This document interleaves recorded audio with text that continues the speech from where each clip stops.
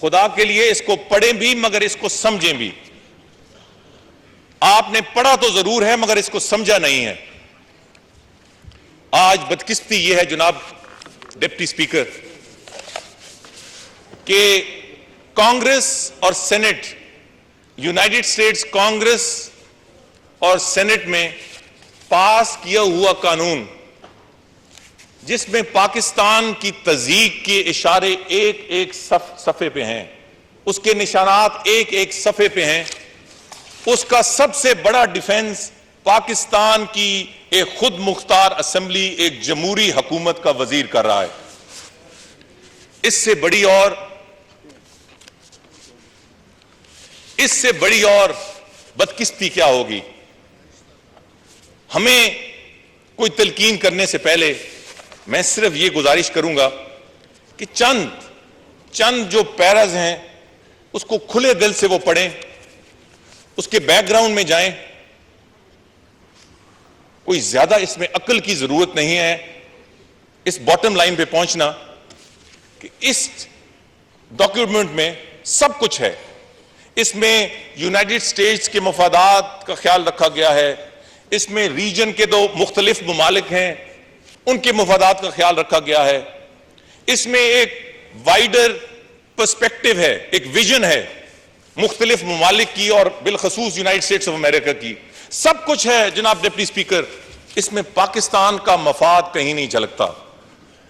वो कितनी सरगर्मी से कह रहे थे 1.5 अरब रुपया आ रहा है। जनाब डिप्टी स्पीकर मुझे बताएं कि इस मुल्क का इस वक्त जो एक्सपेंडिचर है, जो पिछले बजट के, वो तकरीबन $24 बिलियन है एक्सपेंडिचर। सिर्फ $24 बिलियन के एक्सपेंडिचर में 1.5 बिलियन और 1.5 बिलियन कमिट किया उन्होंने। मैं दावे से कह सकता हूं और ये मैं साबका तारीख है, इस कमिटमेंट के नतीजे में बहुत बड़ी बात है अगर साल में 60 से 70% डिस्बर्समेंट होगी। जो कंडीशनैलिटीज हैं उसके बाद तो शायद इससे भी कम हो, मगर मैं एक जनरल एवरेज ले रहा हूं जो पिछले सालों की है। $1 बिलियन से ज्यादा डिस्बर्समेंट एक साल में नहीं हो सकती।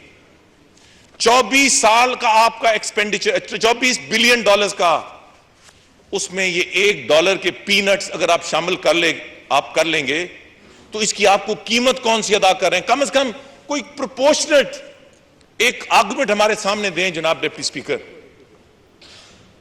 यहां मैं अगले दिन फारूक सत्तार साहब का एक स्टेटमेंट पढ़ा था कि इस साल इंशाल्लाह हमारे जो फॉरेन रिमिटेंसेस हैं वो $12 बिलियन को टच कर लेंगे। अब मैं उसकी तो कंफर्मेशन करने की पोजीशन पे नहीं हूं, मगर मैंने इन 3 महीनों के फॉरेन रिमिटेंसेस को देखा है, जो इन 3 महीनों की रिमिटेंसेस आई हैं। उसके मुताबिक ये दावे से मैं कह सकता हूं कि अगर 12 नहीं तो 8-9 बिलियन तक पहुंचे। गोया एक साल में अगर बहुत मोहतात रवैया भी अपनाया जाए तो आपके फॉरेन रिमिटेंसेस $2 बिलियन का इजाफा हो जाएगा, बगैर किसी कोशिश के, बगैर किसी कीमत के, बगैर किसी तज़ीक के, बगैर इस किस्म की किताबचों के जिसके एक एक सफ़े पे पाकिस्तान की तज़ीक है। जनाब डिप्टी स्पीकर, इसमें हमें अमेरिका से कोई एतराज नहीं है। आप क्या तवक्को करते हैं? अमेरिका की सेनेट और कांग्रेस हमारे इंटरेस्ट को वॉच करेगी? वो अपने मुल्क के इंटरेस्ट को वॉच करेगी। उन्होंने वॉच किया, मगर इस ऐवान से तो तवक्को है कि ये पाकिस्तान के मफादात का तहफ़्फ़ुज़ करेगी। जनाब डिप्टी स्पीकर, इस हुकूमत से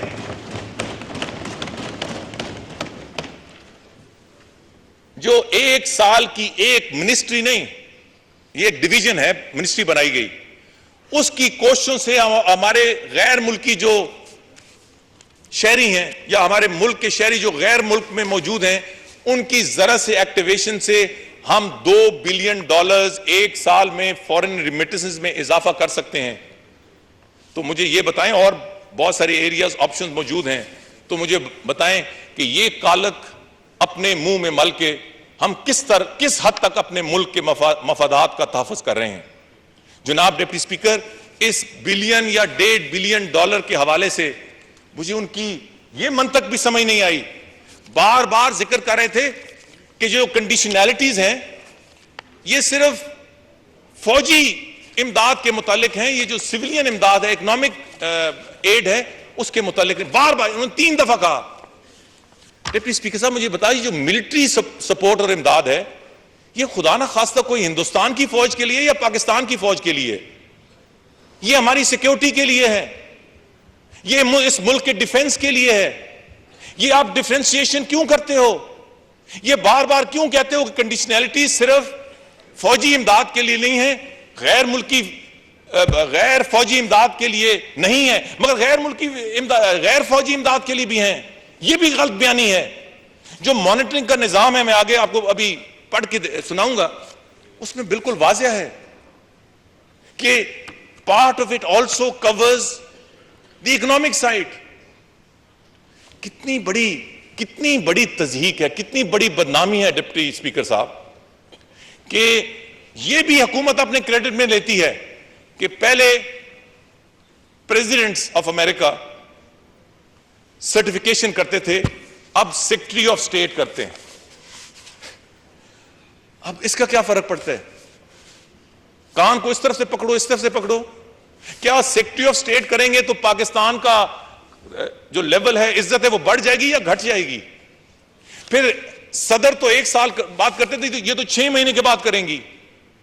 5 मुख्तलिफ कमिटीज के पास जाएंगी डिप्टी स्पीकर साहब, जहां हमारा ताना बाना सबके सामने बखेरा जाएगा। डिप्टी स्पीकर साहब, यह मसला अमेरिका का नहीं है। अमेरिका अगर देता है तो बड़ी उसकी मेहरबानी। हमें तो, हमारा तो झगड़ा पीपल्स पार्टी की हुकूमत से है। हमारा तो झगड़ा इस जमहूरी हुकूमत से है, जिसने पीनट्स के पीछे पाकिस्तान के वकार को मजरू किया। और ये इस कागज में मौजूद है। कोई खूबसूरत तकरीर, कोई लफाजी, कोई आस्तीनें चढ़ा के तकरीर करना इस कागज के अंदर छुपे हुए जो काले हिंसे हैं उनको साफ नहीं कर सकती, उनको सफेद नहीं कर सकती, उनको उनका असर जायल नहीं कर सकती। जनाब डिप्टी स्पीकर, खुदा के लिए इस मुल्क के बाशिंदों को, इस ऐवान को, यहां के मेंबरान को गूंगा, और मैंने अगले दिन भी कहा, गूंगा और बहरा और अंधा ना समझें। आजकल की दुनिया में तो मीडिया का बहुत फोकस है। किस तरह आप कहते हैं आप स्याह को सफेद कर रहे हैं और सफेद को स्याह कर रहे हैं। मैं चंद इख्तिसाबात इसके, क्योंकि बार बार कहा गया कि किसी ने पढ़ा है या नहीं पढ़ा, या तो हमें अंग्रेजी समझ नहीं आती, या हुक्मरानों की आंखों और कानों पे पर्दे पड़ गए। मगर एक लुबे लुबाब मैं ये पढ़ने से पहले मेरे ज़हन में आया कि इसमें जो पाकिस्तान की तस्वीर खींची गई है, उसकी मिसाल दुनिया की कम से कम इस पिछली सदी की तारीख में किसी मुल्क के हवाले से किसी और मुल्क ने ये कदगन लगाई हो, इसकी मिसाल नहीं मिलती। कौन सा मुल्क है डिप्टी स्पीकर साहब जिसने अपनी जानें गैरों की जंग में कुर्बान कर दी, बल्कि मैं कहूंगा जाया कर दी। मैं अगले दिन ये ब्रिटिश आए तो मैंने कहा, मिनिस्टर्स मुझे सिर्फ ये बताएं कि अमेरिका की जो कैजुअल्टी फिगर है वो तो अभी अफगानिस्तान में शायद 1000 तक नहीं पहुंची, ये आपकी तो अभी 100 में है, 200 या 250 है।